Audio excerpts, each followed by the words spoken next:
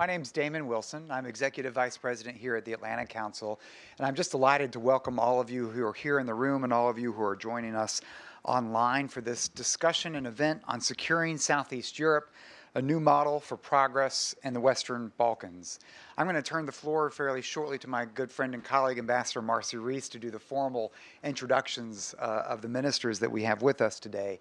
But I just wanted to say just a brief word about why we're here and what we're working on here at the Atlantic Council. Part of our work on the Western Balkans, and indeed a renewed effort, a Balkans initiative here at the Atlantic Council, in which Sarah Badenbaugh is playing one of our leading roles on that. Thank you, Sarah. It's premised on this concept that the Western Balkans is a region in which the United States has invested so much. And it's our argument that today, with just a bit of sustained engagement, there are great dividends to be had in terms of prosperity and security. But conversely, ambivalence or inattention from Washington at a time of uncertainty across the Atlantic is a recipe for creating problems for ourselves that will require greater fixes in the future. And that's what we're working towards here at the Atlantic Council, a rationale, new premise for U.S. sustained engagement in the region. Couldn't be more delighted to be welcoming the ministers of three key countries with us today. They're here in part because they formed a trilateral effort among themselves that we're looking to hear a little bit more about. I'll invite Marcy to introduce them, but for me to have Foreign Minister Stier, who I served over a decade ago with on a panel on European security with, to have Foreign Minister Darmanovich back, a good friend who I've had the chance to spend much time with in his country, Foreign Minister Bushati, who's been a regular guest at the Atlantic Council events both here and within Europe. It's a real pleasure. To introduce and set the scene for our program today, Ambassador Marcy Rees has been one of America's stalwart figures in the region, having served as a chief of mission 3 times, including in Pristina, then serving as ambassador to Albania, ambassador to Bulgaria, a 37-year veteran diplomat of the U.S. Foreign Service. I had the opportunity to watch her in action both in Washington as a Principal Deputy Assistant Secretary for Europe, and for me personally to see her in action in Baghdad when we served together in Iraq. It's a real pleasure to welcome you back to the Council, Marcy, someone who's been helping to drive forward our own work on the Western Balkans. Please. Well, thank you, Damon, for that extremely generous introduction. And it is delightful to be among friends today. And thanks for the opportunity to participate in this endeavor, which I think is really quite important. It's kind of become a cliche that we neglect what happens in the Balkans at our peril, but I think it actually is. It is true. Certainly, it is a part of our transatlantic space. It's a lesson that we have learned. We were talking a little bit before this event about how it was 25 years ago that there was war in the Balkans. The U.S. has certainly been deeply engaged there on a number of occasions. And so now it's time, I think, to think more intensively about the Balkans once again. We have Montenegro proceeding towards NATO membership. We have the recent launch of this trilateral cooperation in the Adriatic. We also have some developments of concern. For example, some concerns about terrorism, about radicalization of youth. We have concerns about continuing tensions among some of the countries in the region. And so, and then we have some suspicions that there is some interference from the outside. So there is certainly plenty for you all to talk about today, and I'm among those looking forward to hearing what you will have to say. It really is quite an honor to be introducing 3 ministers at once. I will start with His Excellency Minister Stier, who is a Deputy Prime Minister and Minister of Foreign and European Affairs. The minister's distinguished career includes being one of the first Croatian members of the European Parliament, a diplomat in the U.S. and at the mission to NATO, and the special envoy for the European Atlantic Partnership and Integration. So someone who has had a long commitment to a Euro-Atlantic integration. I would also like to introduce to you His Excellency Srđan Darmanović, who is the Minister of Foreign Affairs of Montenegro. He also has been a diplomat in the United States, ambassador here. He has an academic background. He was the founder and first dean of the Faculty of Political Science. And he's also a civil society leader. He was the president of a Center for Democracy and Human Rights. He was a member of parliament in the former Yugoslavia, and something which is dear to my heart, he was a member of the Venice Commission of the Council of Europe. And finally, His Excellency Ditmir Bushati, who is the Minister of Foreign Affairs of Albania, and he also has a long history of commitment to Euro-Atlantic integration. He is a distinguished member of the Albanian Parliament, the chairman of the Committee on European Integration. He was previously a civil society leader. He was a founder of a European movement. He has a law degree and a master's in public and international law, and was also one of the negotiators of the Stability and Association Agreement. And finally, I would like to mention Emily, who is Emily Tanken, who is a staff writer at Foreign Policy. She has a long background as a journalist, and I'm sure that she will lead a very lively conversation. So welcome, ministers and Emily.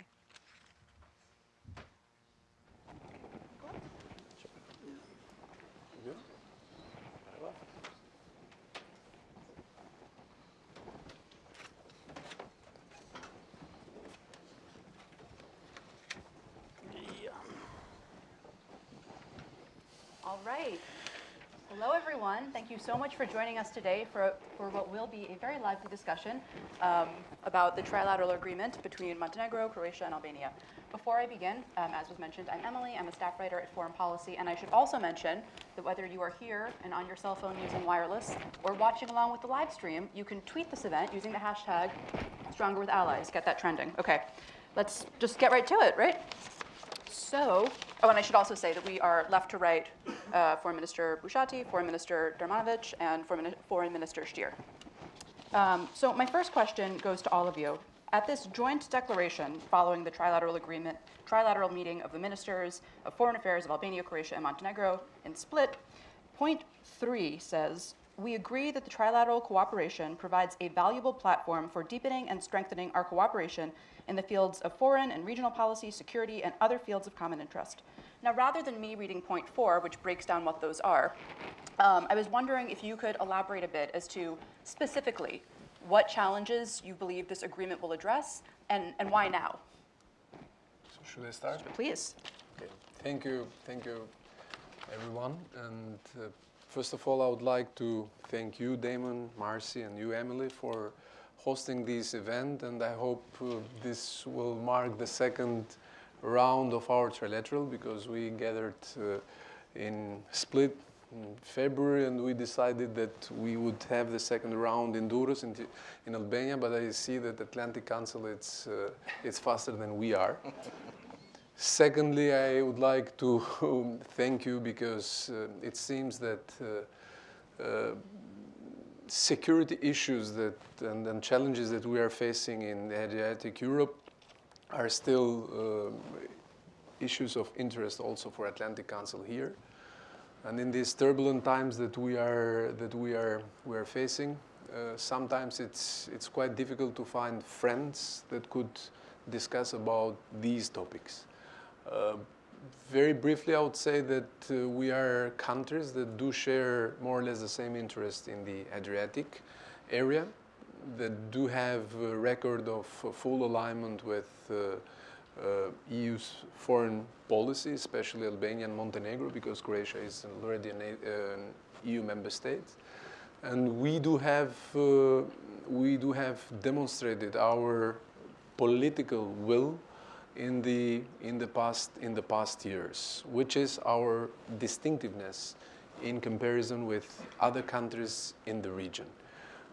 We support very much the accession process of Montenegro in NATO, and we have considered these processes as an example also for other countries in the region. And we have agreed to expand our cooperation also in other areas related to security, namely energy security would be one example, since we are working for the Ionian Adriatic pipeline that could connect to a Trans-Adriatic pipeline, and we would like to develop further these cooperation. And we have experienced some positive aspects of these cooperation, and I think this is a byproduct of 3 countries because it's for the very first time. Damon and Marcy were highlighting a little bit the US engagement in our region, especially after the fall of communist regime. We have been working a lot with several US administrations, with European Union. But this is for the first time that we come up with a regional initiative that is not being urged by US or EU. Mm-hmm. And Foreign Minister Darmanovic, if you could speak a bit to why this was the first time that you 3 were able to come together and put together this initiative. I may say that the 3 countries forming this joint initiative in Split in February this year demonstrated a kind of a flexible way of thinking. I think the position-wise of these 3 countries, for example, Croatia is a EU member and NATO member. Albania is NATO member, and Montenegro is soon NATO member and still not EU member. So 3 countries did not think too much about where we are now, but what we can do now and where we are going to be. We actually emphasized our role in the security of our region. We are considering that Western Balkans are facing some challenges that have not been so visible maybe a few years ago. That we are facing new challenges that were a product of different forces and influences and currents in our region, and that countries that are very close to values they share, to future they see for the region, should cooperate and also open some avenues and hope for our neighbors. We know, for example, that some other of our neighbors are also want to be members of these boat clubs, or at least one of them. And we are ready to act, for example, as Croatia did in our case, by providing the whole possible support in our EU drive and NATO drive. Not only Croatia, of course, it was Slovenia, there were other countries, but when I talk about these 3 countries, we are ready to act this way in the future. Then we share some interests that are not only related to security. One is the Adriatic. We need to take care about the environment about the Adriatic Sea, and we also believe that connectivity between our countries can be better shaped. For example, Adriatic-Ionic highway and pipelines and the other projects that we can do together. So there are many fields of interests, but there is a common philosophy behind that. These countries share the same values. We are going the same way, and we are ready to cooperate in the NATO and out of NATO in the common project. And Minister, so as your counterparts have mentioned, Croatia is an EU and NATO member. So why did you nevertheless think it was important that you join this trilateral agreement? Well, thank you, Emily, for that question, and let me thank also Damon and the Atlantic Council for convening this meeting. It's really great to be here. For us, it was an evident, a natural step to, after joining NATO and the EU, to foster stability and to support all those countries in Southeast Europe that are also willing to join the Euro-Atlantic institutions.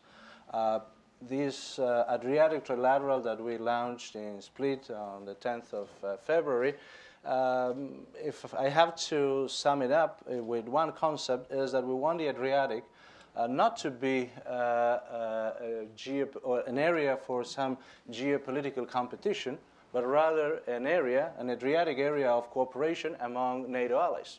And I think that this is bringing more security to the entire European continent and to our alliance.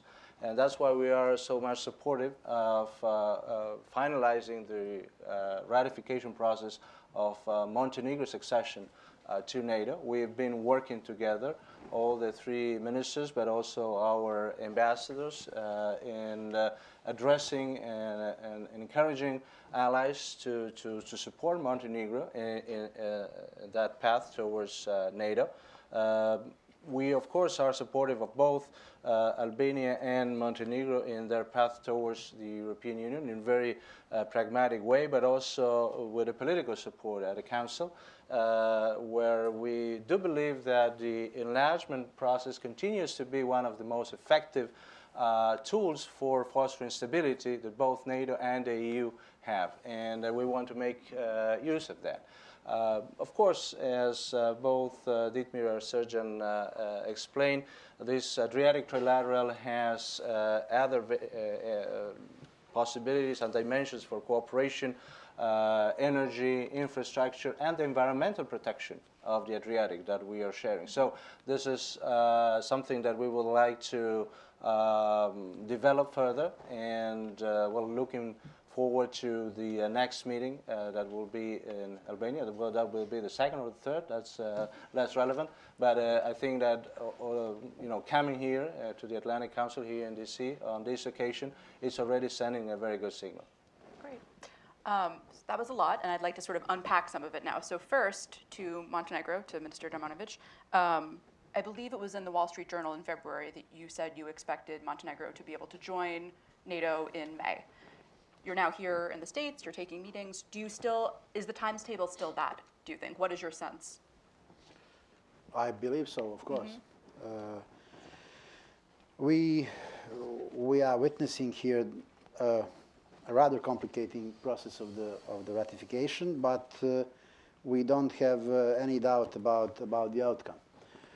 Simply, it is how democracy works. How democracy works in the United States. There are regular procedure.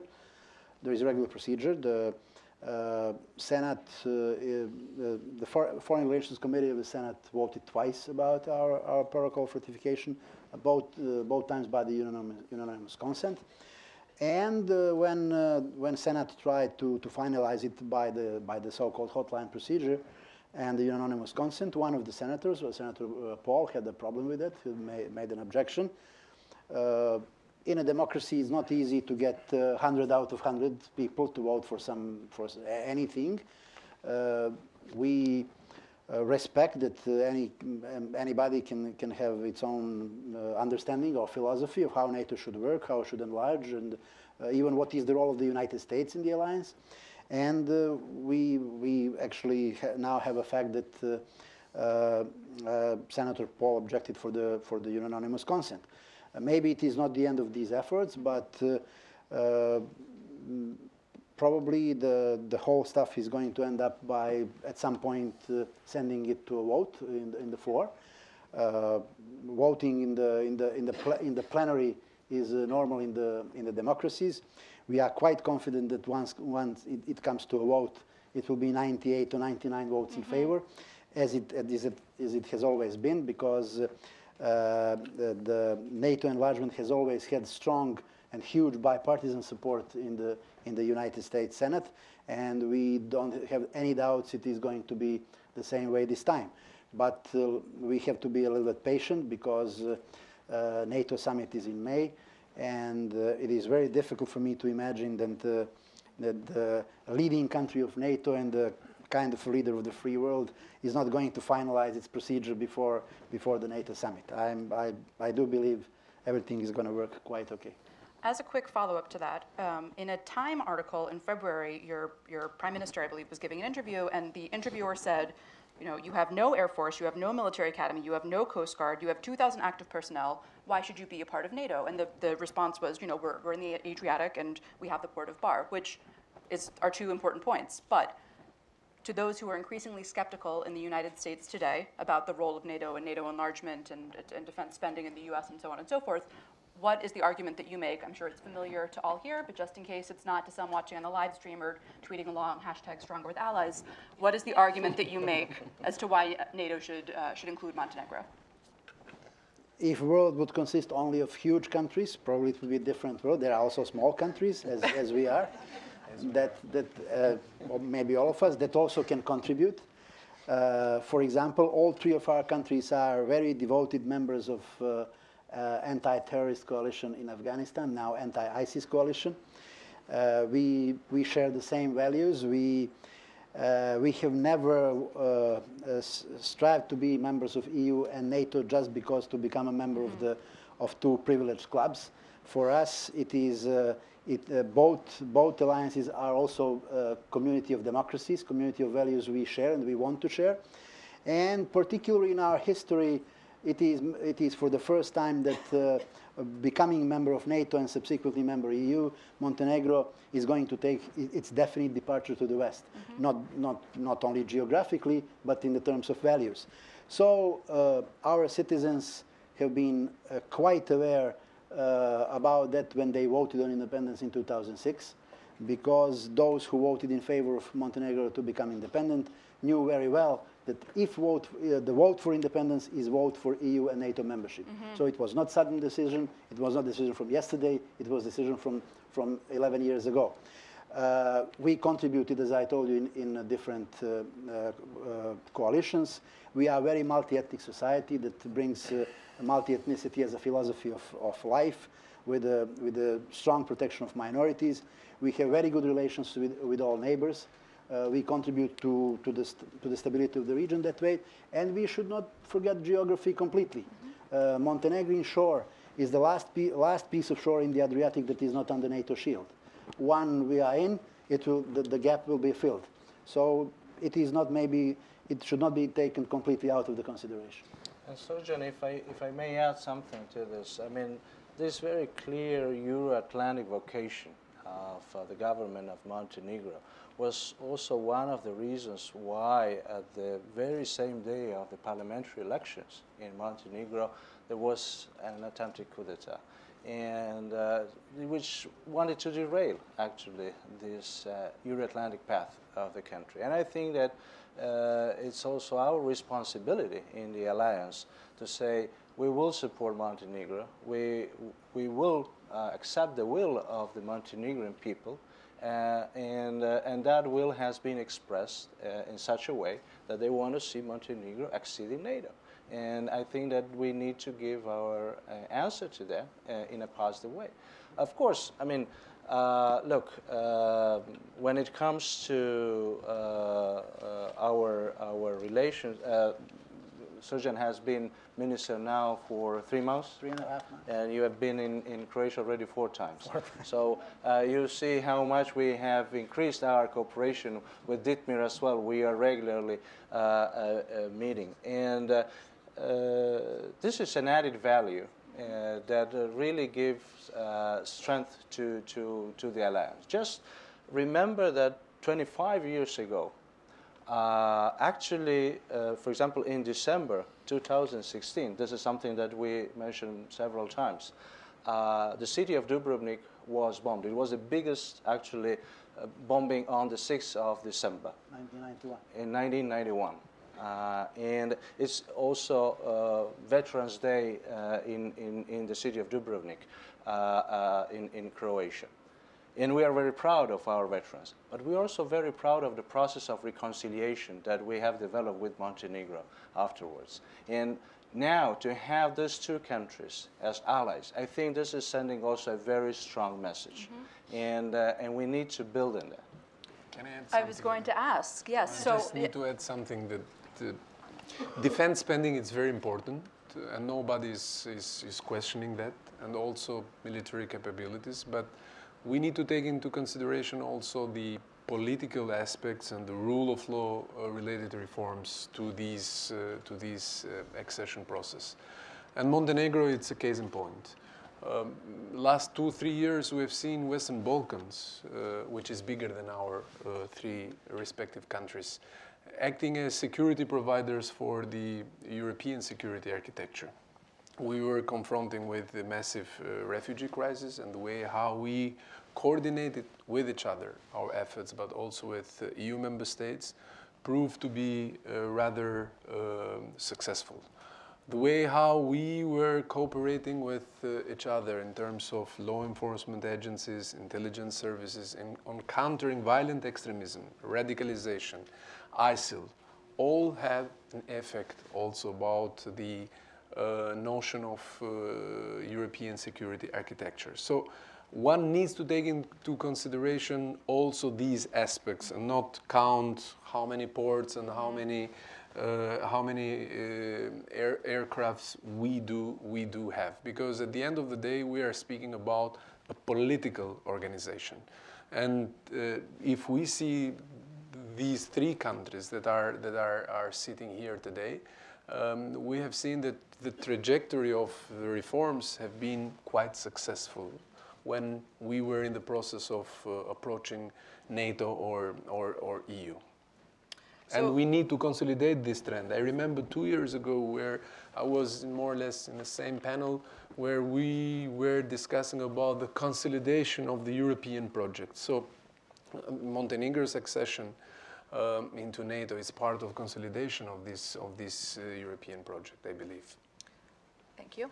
Going off on that, a criticism that is made not just of the Balkans, not just of Eastern Europe, but of Europe, and indeed of I think America too has gotten this criticism, is that changes are made at the elite level that have very expensive ramifications for people on the ground who don't necessarily understand what is happening or why. So, and there's efforts to counteract this. Certainly, I know I was watching today, the European Parliament was brought Europeans in to replace the Parliament members for 2 hours. But that's 2 hours, right? That how do you, in your countries, as you're going through European accession to the European Union or to NATO, and you're putting reforms in place. I know you were all foreign ministers, but can you speak a little bit to the efforts that are made on the ground to make sure the Croatians and Albanians and Montenegrins are part of the reform process? Well, let me say this. I think that the communication with the citizens is an essential part, of course, of our job. And explaining in a democracy our priorities to our citizens is, of course, something that we need to do constantly and in a permanent way. When we were acceding both NATO and the EU, of course, that we had this outreach, but it's something that we need even after the accession to continue, because you need democratic, popular support for also the actions that you and the different endeavors that you are embarked upon as a NATO and an EU member. And it's not always easy, but I think that here we are also as political leaders to lead and to explain why is this in the best interest of our countries, of our alliance, or in the case of the European Union, of the Union. I do believe that, and we had, for example, on the ratification of the accession protocol of Montenegro in the Croatian Parliament, 3 hours debate, and it was a huge number, actually, a very large majority across the board, so voting for the ratification. And it was an understanding that this is a way to foster stability and security in our neighborhood, which of course is in our national interest as well. I think that supporting the EU path of both Albania and Montenegro, having our experts working with your experts, is actually indicating that these reforms have an added value in itself. and it's changing and transforming and making better the societies. We went through that, but of course, even after accession, it's a process that needs to be sustained and constantly explained, and in a communication with the city, not just a communication in a one-way street, but also getting the feedback from the citizens and trying to have our institutions open and inclusive. That is the challenge, of course, that we all have. Sure. Would either like to add to that?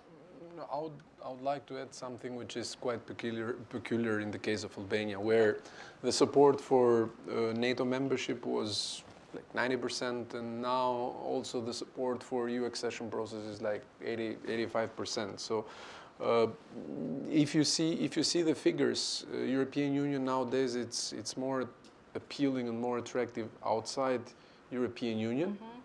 So in those countries that are European, like Montenegro and Albania, but not yet part of European Union. Because in our case, this process is seen as an incentive to transform ourselves, to develop our economy and to modernize our institutions and the way how we are working. So we need to take into consideration these aspects on this process. We spoke a little bit about the security environment in our region, and now we see the return of geopolitics and the role of the third actors that is trying to have disruptive effect for our societies. And then we see countries that are more immune and countries that are less immune. And we are speaking about those third actors that are quite vertical in conveying their messages, in trying to gain media space, in trying to work closely with media outlets on the ground, especially in a situation where unfortunately, U.S. is seen as in a retreat mood, and EU it's quite busy and quite absorbed with its own crisis. So we need to have a coherent approach in tackling these phenomena, and this communication strategy. It is not only a homework that can be conducted by us. I'm sure we need to have a concerted action in confronting these phenomena. So to speak more specifically about that, something, as I'm sure you know here, that we've spoken a great deal about from the American side is increased Russian influence in domestic politics. You already referenced what happened in Montenegro. I'm curious as to if you've seen an attempt at increased Russian influence, what forms that's taken, and what is being done to sort of counter it. Well, it's evident that in the last years you see an increased presence of the Russian Federation. Although we have to say it has always been in the Balkans and in a broader sense in Southeast Europe. But what I would say is that has been also increased not only from the Russian Federation. Some others, non-European actors, have been more active in the last years, and that is, in my view, because there is no vacuum in international politics, and the answer to that is that we need to make better use of the best tool that we have, for example, in the EU, and that is the enlargement process and the enlargement policy. If we dilute that too much, if we water down that process, of course, we will be opening up room for others to fill in the gaps. And that's why we are strong supporters. Of course, that criteria should be met. Of course, that we should not be obsessed with dates. That we should focus on the quality of the reforms, but also the process should be credible. And that is a process that then is fostering stability, and it's bringing all the countries, that are willing to go to the European Union and those willing as well to NATO. And I think that that is the best answer. We should not be obsessed with dates, but on the other hand, we should not make breaks in processes which are very important for our region. And here I refer to the enlargement breaks that has been introduced by the current Commission, because as I mentioned earlier, this process has a direct impact on transformation of our societies. Second, we need to take into account the fact that the so-called third actors, and not only Russia, do not have acquis, do not have ratification procedures. They have objectives. And in order to achieve those objectives, they could use the right instruments. And nobody is questioning here the presence of the so-called actors. Here we are talking about security threats that could come from certain actors, or disruptive moments on these processes that have started since the fall of communist regime in our societies. So we do not perceive third actors as a threat per se, but would like to see them complementary with our own trajectory, which is not always the case. So when Albania and Croatia joined NATO in 2009, just to give you one example, Russian Federation was not particularly amused by this fact. And they followed this diplomatic procedure through verbal notes and demarches, expressing their discontent about this decision. But a few years later, we've seen an assertive Russian Federation in the case of Montenegro. It has been very much vocal. We have seen engaging with certain actors, with religious leaders, with political parties, with media outlets, and now there is much more talk about third actors. We have seen also other initiatives, 16+1. We have seen GCC countries trying to be more present in the Western Balkans. Turkey has been traditionally there. So there are all these actors, and we need to be clear and we need to be also sober. But we need also instruments from all our friends. I think, Dietmar, another issue that we need to stress here, and Albania has been doing a very good job there, of course, it's the issue of the cooperation that we have, and we will discuss it also tomorrow, on the question of foreign fighters and the influence of that. You know, it's been an issue. It's not just a large number of foreign fighters from some of the countries from the Balkans, and those also returning.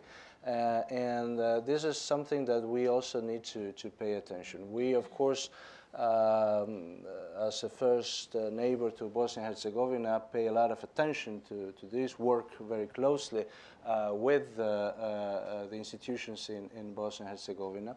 We do believe that there we also need to foster stability and promote stability, and working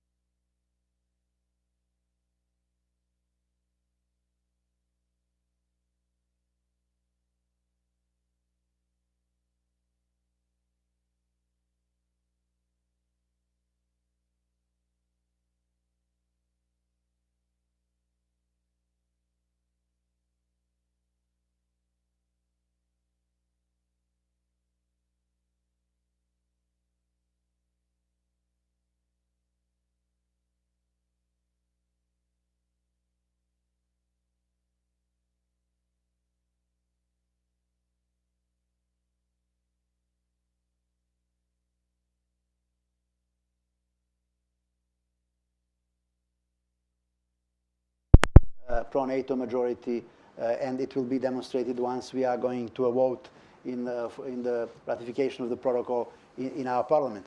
So we hope that once we become NATO member, because of the fact that becoming NATO member, we don't want to threaten anybody. We even cannot, even if we want it.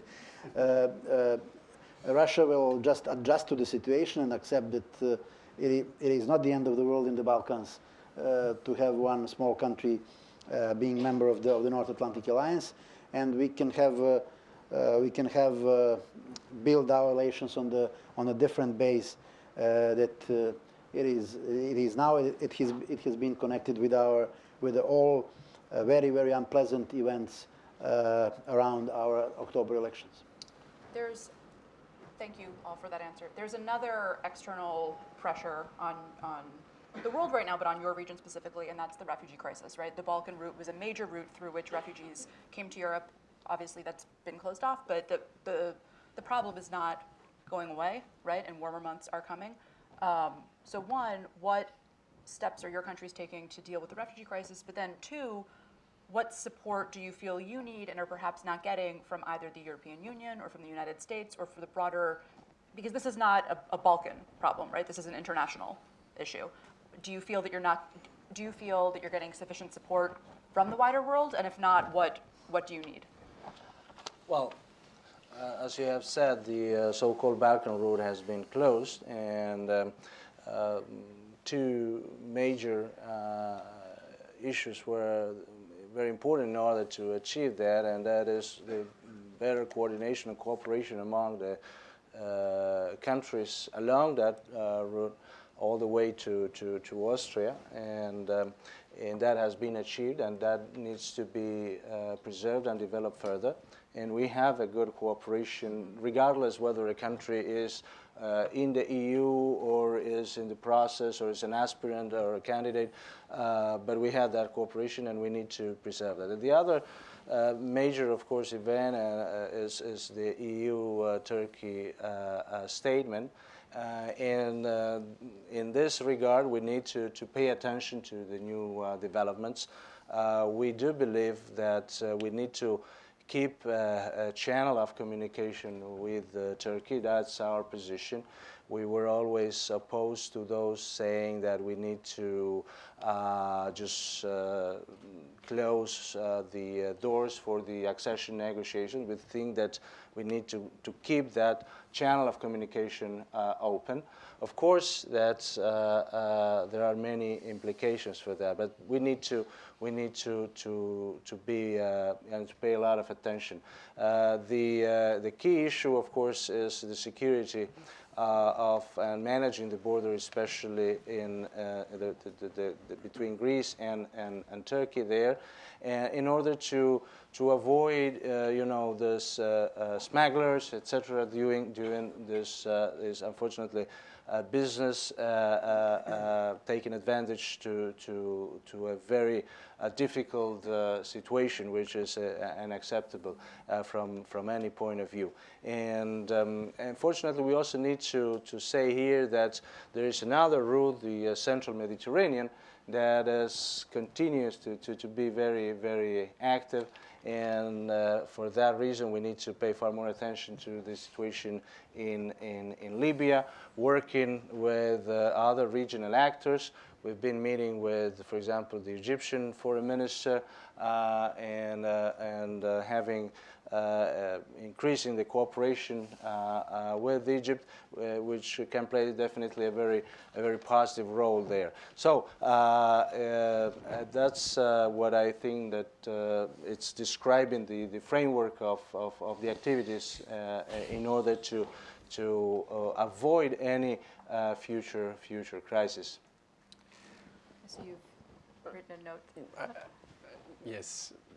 First, I think it's fair to note that Western Balkan countries acted in more European ways and stick more to European values than some EU member states. So you haven't heard any discussion about using religious as a filter to accept or not accept refugees. you haven't heard discussions about walls or expulsions in the Western Balkans. So there has been a level of understanding that helped to stabilize the phenomenon. This is first. My second point is about the relations between Western Balkans and the European Union. Here, Croatia could serve as a bridge. The last 2 years, I could describe these relationship as being into a crisis management mode, where we discuss only about crisis and how do we respond to those crises. So there is no clear initiative on how to anticipate crisis first, and then how to build a compelling and a narrative that looks towards the future and towards development. So we don't see that. Third, it is not, in my view, a question of financial resources. If one looks at the figures, would realize that the third bailout in the case of Greece is 8 times bigger than the whole financial 7 years financial budget dedicated for Western Balkans. So when we discuss about European Union, we see that the gap between East and West, South and North is still there. And this is one of the sources of the current crisis. So now we are, in few days, EU leaders will gather in Rome and they will celebrate 60th anniversary of European Union. It is very difficult to explain to our citizens why candidate countries were not invited. When EU was celebrating 50 years of its existence, we were all around the table. So those are simple political gestures and messages that do have a certain impact on our societies, that do have a certain impact about the future and about the sense of belonging. And I'm afraid we have to go back to the basics, and we have to make these discussions once again. Montenegro has had a lot of experience with the refugees from the time of Yugoslav calamities in the 90s. At one point, 25% of our total population were refugees, what was not easy to handle at the time. And based on this experience, we were ready for this wave, had it gone throughout our territory, but as it happened, we were not on their way, and Montenegro did not experience anything what other neighbors or European countries experienced with the wave of migrants. We stay ready for any possible situation about it, but this is the issue much broader, much more politically important, with many humanitarian aspects, tackling the issue of the common borders of human rights, much broader than it is a position of one country. But as for Montenegro, we were not part of this problem, at least so far. Can you speak to whether or not, you've experienced the same sort of confusing signals from, or your citizens have from the EU, as Minister Bushati just spoke to? It was a crisis that affected countries in many ways, but it was not so top priority issue in our internal political debates. Maybe due to the fact that other disputes dominated at the time. Okay. Rather than going into those other disputes, let's open it up for questions. One point of clarification, I know this is often confusing in Washington, D.C. The question should be a query, right? So not a 3-point explanation of your area of expertise. We will take the questions in threes and then turn it over to the three to answer. There are people walking around with microphones. You can show yourselves. There's one and two. Okay, so we have one right there, and then we'll take two and three. Great. You first, sir. Hello, Meto Kolosky with the United Macedonian Diaspora, and good to see all the ministers here again, and I'm glad Atlantic Council is hosting this important event. First question is, how does this kind of translate in terms of the U.S. Adriatic Charter, which includes Macedonia, Montenegro, Bosnia, and hope for Kosovo? And then the second question is in regards to Albania's policy on Macedonia and the domestic affairs. We were very impressed that the Prime Minister of Albania had, worked on improving relations with Macedonia in the first part of his term in 2013 and called for, your own government to do more with the Macedonian minority in Albania, and expressing such, great pleasure with how things have been progressing in Macedonia in terms of the Albanian minority. Recently, the Albanian Prime Minister, 2 days after Macedonia's elections, called for all the Albanian parties to come to Tirana, and they proposed this platform, which for the most part is an excellent platform, minus some calls for debate of a change of constitution of Macedonia, its flag, its anthem, and its coat of arms, which are really stuff that we should have handled in the 90s and before that. So if you could probably explain your government's position on this. Okay, so that's one. Then we'll go up here to the front for the second.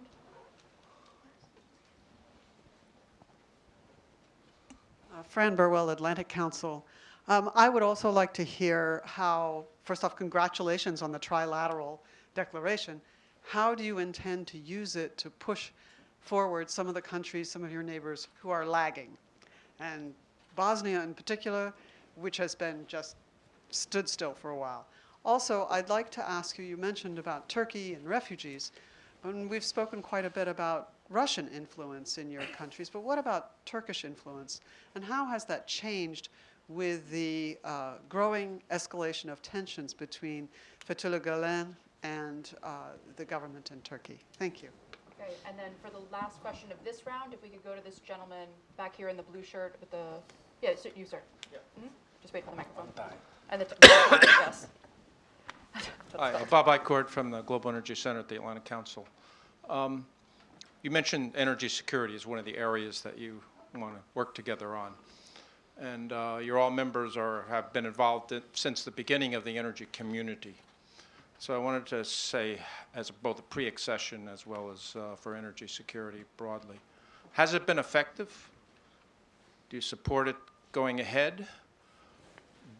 And with the important development of the TAP pipeline in Albania, does that open up more realistic prospects for the Ionian Adriatic pipeline that has been proposed to link your three countries and reduce dependence on Russian gas? Thank you. Okay. We will start with Minister Bushati and then work our way to my left. But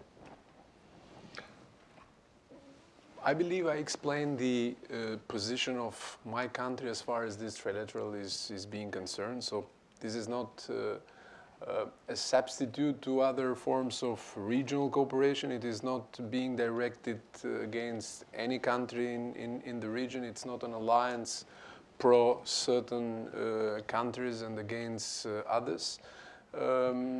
We tried to explain the reasons why we are together. Of course, if one hears about Adriatic area, would immediately think also about including Italy and Slovenia as part of this group, but I believe we were quite clear on explaining why we are together. So we will continue to be members of U.S. Adriatic Charter, and we would continue also to promote inclusiveness in these organizations. So our respective countries have been quite clear on extending an invitation to Serbia and Kosovo becoming part of U.S. Adriatic Charter, because we are investing on stability of our neighborhood.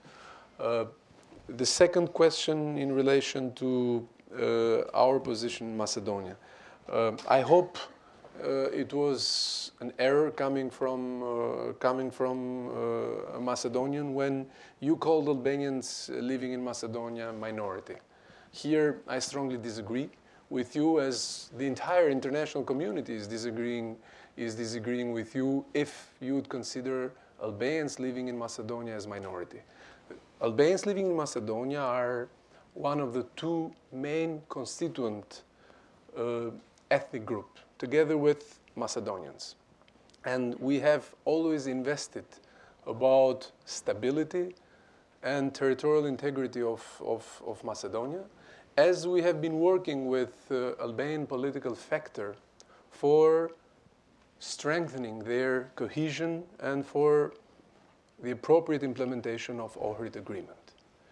So if one fails to realize that Albanians are a factor of stability in Macedonia, if one fails to implement Ohrid Agreement, if one fails to implement commitments undertaken in the EU accession and Euro-Atlantic path, if one seeks to create tensions and anti-accession projects and to create problems with neighbors, I think it makes a big mistake for the regional stability in our neighborhood. I did not want to make comparisons between countries in the region, but I've always believed that by having Macedonia part of NATO, by having Macedonia part of NATO accession process, all friends of Macedonia, including Albania, could have had more leverage in the internal developments in Macedonia. There is no Albanian platform. There is no meddling of Albania in domestic affairs in Macedonia. This is something that has been staged by third actors who came up also with statements accusing Albania, US, NATO, and EU on meddling into internal affairs. And all we have demanded from Albanian political leaders in Macedonia is to act in a responsible manner. If you refer to the so-called platform, there are clear references also about deblocking Macedonia's path towards NATO, because for Albanians, this is the most important thing, deblocking Macedonian path towards EU, stabilizing relations with Greece, with Bulgaria, and of course also with Albania and Kosovo as neighbors of Macedonia. So I haven't read anything about changing the flag, changing the language of Macedonians. I don't know where you have read all these elements, but this is the position of Albanian government. Then, whether leaders of political parties, of Albanian political parties in Macedonia, would form a coalition with one or another government, this is entirely up to them. I'm worried about the recent situations in Macedonia. I've never seen extremists in the streets chanting against NATO, US, Albania, chanting against US embassy. I think we should appear united in making more calls and appealing to the current US administration to be more present in Albania, in Macedonia, in Montenegro, even in Serbia, because this is very good for the future of our region. And I hope all political forces in Macedonia will respect the constitution of Macedonia. Because I haven't seen any country in a democratic world that minority is ruling majority. So rules of the game are quite clear in this respect. And Albania is one of the countries, one of the friendly neighbors of Macedonia that would like to see a vibrant democracy at display also in Macedonia. Questions related to energy security and energy treaty, I think it proved to be rather instrumental for removing some of the barriers in the energy market. You probably know that under the framework of the Berlin process, we are in the process of creation an energy regional market that would allow companies to be more present in our neighborhood. And we are also in the process of working with European Union on having these connection between Trans-Adriatic Pipeline and Ionian Adriatic Pipeline. You know that there are some technical requirements. It should be qualified as a project of a community interest. We are not yet there, but we believe that we need to join forces in this area, because these would have an immense effect not only on security but also on the economy of our region. These were the questions, I think, about... Yeah, so then Ministers Darmanovic and Stier, if you could speak to how this agreement can help bring neighboring countries, and namely Bosnia, along, and speak to Turkish influence in your region as well. I'll be very brief. I will not take all these questions, just a few of them. Sure. So we have never understood the Adriatic Trilateral to put in question the U.S. Adriatic Charter. It is completely different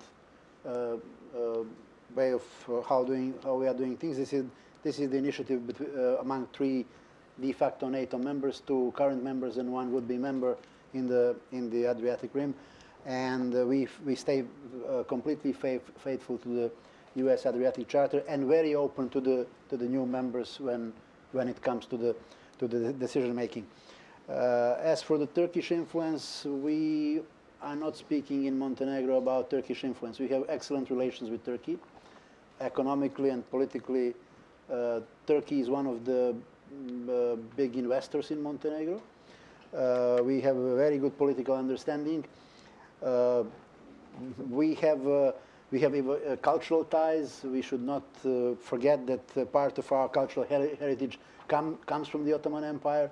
We have 19% of the religiously Muslim population consisted mostly of the Bosniaks, Muslims, and part of the Albanian population are Muslims by the religion. We have a great cultural heritage of the past, and we always insist on the multi-ethnicity in our society. So, as for the Turkish influence, we can only talk about very, very good cooperation between our countries. Well, first of all, both Dietmar and Srdjan explained the Adriatic trilateral is not something that will substitute the U.S. Adriatic Charter. It's very clear. I'm a very good friend of Nikola Popovski, the Foreign Minister of Macedonia. He absolutely supports this trilateral initiative, which has its security dimension, a political dimension, but also, as we said before, an economic infrastructure dimension and the dimension of the environmental protection of the Adriatic. So this is quite clear. Of course, that we are very much interested in supporting also the stability of Macedonia. Croatia has our embassy in Skopje is the NATO point of contact embassy there, so we are very much interested in seeing now stability and trying to work with our NATO allies, of course, as a EU member, trying to see how the EU can help in getting the whole situation back into an institutional path, that Commissioner Hahn is today in Skopje. Let me say briefly about Bosnia and Herzegovina, a country that is shared by the Bosniak Muslim community, by the Serb Orthodox, by the Croat Catholic, and of course all the citizens who are not or do not identify themselves in these 3 national groups. But all these 3 nations share in Bosnia and Herzegovina. It's clear that, and we do believe that it's for Bosnia and Herzegovina natural that it will have good relations with the Russian Federation and good relations with Turkey. It's a known fact that the Serbs in Bosnia and Herzegovina will naturally, usually their instinct is to look at Moscow as the Bosniak Muslim community look at Turkey, while the Croatian population tend to look to the west. But what we want to say is that while having good relations with the Russian Federation and with Turkey, the future of Bosnia and Herzegovina is within the European Union and NATO. And this is what we want to support. This is the path that we want to support. And this is actually what even the polls in Bosnia and Herzegovina are indicating is the will of the three nations. Of course, that there are different levels, but overall, this is the path that I think should be encouraged. When it comes to energy cooperation, I could echo what it has been said about the importance of the Ionian Adriatic pipeline and to work. This is one of the issues we want to work together.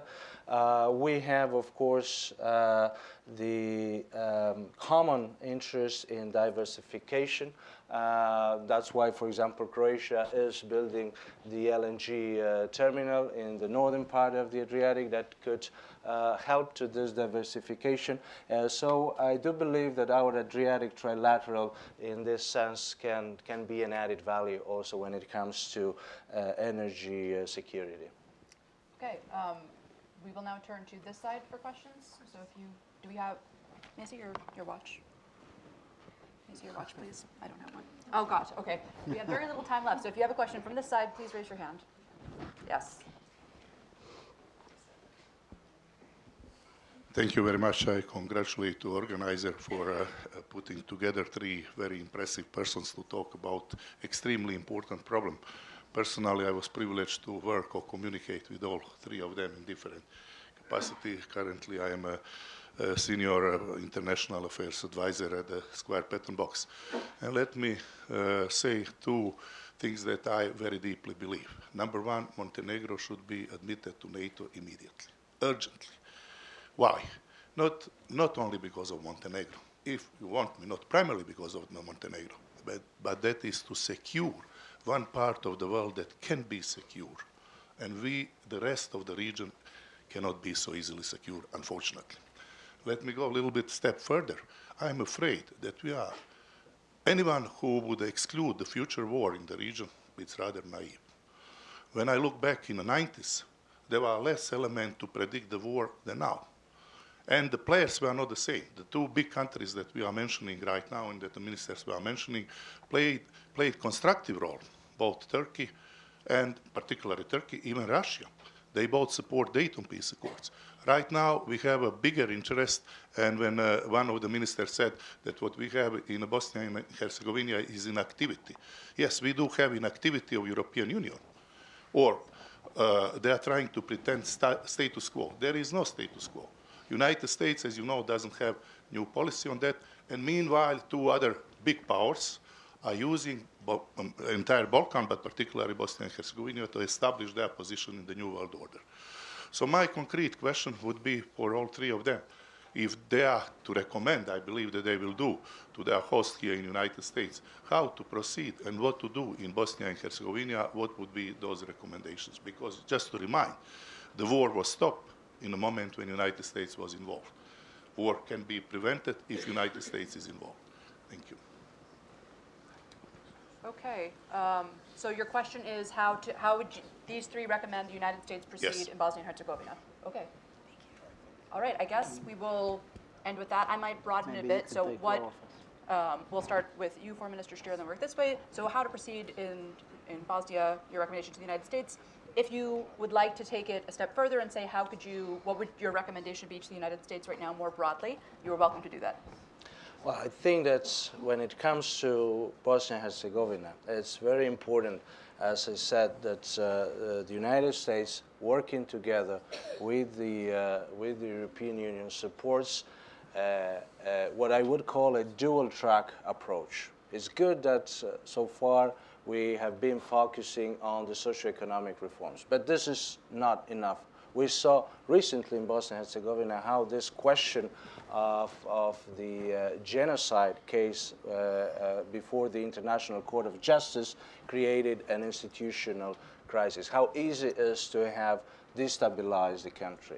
And so we need to also address the political issues. This is, and especially on those issues that are urgent. So I think that we need to now proceed with a very focused approach, not to go for a big conference, but rather to do precisely what is needed and is urgent in order to avoid future instabilities. That's why I mentioned the reform of the electoral law.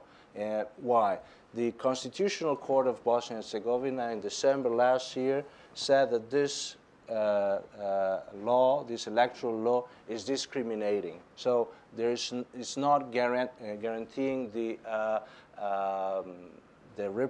legitimate representation of all the three national groups. One group could be outvoted by the other, and that creates instability. That is what they need to fix. And they had a deadline by June 2017. Next year is an electoral year, and we need to address this issue, encourage, and I would really echo that without U.S. engagement, it would be far more difficult, if not impossible. So we need to have this encouragement to the leaders in Bosnia and Herzegovina to really reform the electoral law before June in order to prevent future tension. This is not the only thing.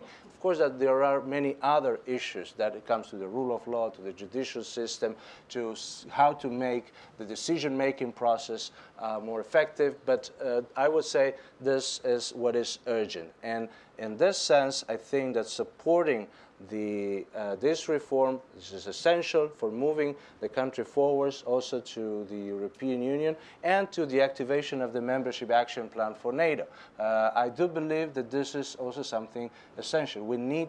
So Bosnia and Herzegovina has been granted MAP, the membership action plan, but has not been activated because of certain criteria. I do believe that the country will be better off, but also the alliance, if we can move forward with the activation of MAP. But I said, let's focus on what is urgent now, what should be done immediately, and that is a reform of the electoral law that will rebalance of course, it cannot be compared, but it was the Washington Agreement in '94 that actually started to rebalance the situation, and that was conducive to the end of the war and then to what was the Dayton Peace Accord.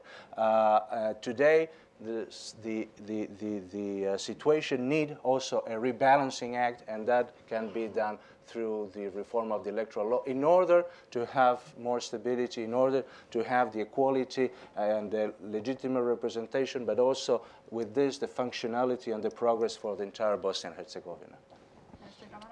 I have nothing to add to what Davor said about Bosnia. I only want to thank to Mr. Žužul for the right message, and it is Montenegrin protocol should be ratified immediately. Minister Bushati, you have the final word. I would like to expand a little bit the picture. I fully agree with Davor as far as Bosnia is being concerned. But I see the role of U.S. or concerted actions between U.S. and EU in our part of Europe as very decisive. And I would divide these into three different pots. First, issues related strictly to security. Let's not forget, I'll give the example of my country, the whole transformation process of security forces, police forces, army, intelligence service that used to be very repressive during communist period was done in close consultation with US. Whether this is the case for all Western Balkan countries, I would say clearly no. We have seen in the Western Balkans intelligence service being used by prime ministers and being used also for achieving political objectives. Second, rule of law. Second pot, rule of law related reforms. We are in a region and we share more or less the same challenges as far as corruption, organized crime, and justice is being concerned. We were involved in a deep justice reform process the last 2 years in close consultation with US administration and the European Commission services. And we were not aware of the fact that we would face such as political resistance as we are facing. Not only resistance coming from the so-called syndicate of judges and prosecutors, but also from certain political segments. We like to talk about Croatia being a member of European Union, but we don't like to talk about the price Croatia paid to join European Union. And here I'm referring also to politicians who either went behind the bars or were forced to leave politics, or people from the army, high-ranking officers or generals who were removed from office or went behind the bars, and judges and prosecutors and so on and so forth. And we need to invest more on this second pot. And then as a consequence of first and second pot comes the third pot, economic development and investments in the region. Bridging the gap first between Western Balkans and Eastern Europe, and transforming bit by bit Western Balkans in a true region. Because we are not yet a true region in political, economic, and security terms. And this is very much important if US would be a little bit more present and EU would put at our disposal few instruments that it used to put in the case of Big Bang of 2004. I know that the atmosphere is not the same as the one we had in 2004, because the political soul seems not to be there. But these renewed engagement about Western Balkans need to be materialized also with instruments. Okay. On that note, I don't work for the Atlantic Council. I work for foreignpolicy.com. So I will hope that you would join me in thanking the Atlantic Council for having us today, for organizing this event, and even more so to thank our three distinguished panelists. Best of luck with this trilateral agreement. Thank you all for coming. Give yourselves a round of applause.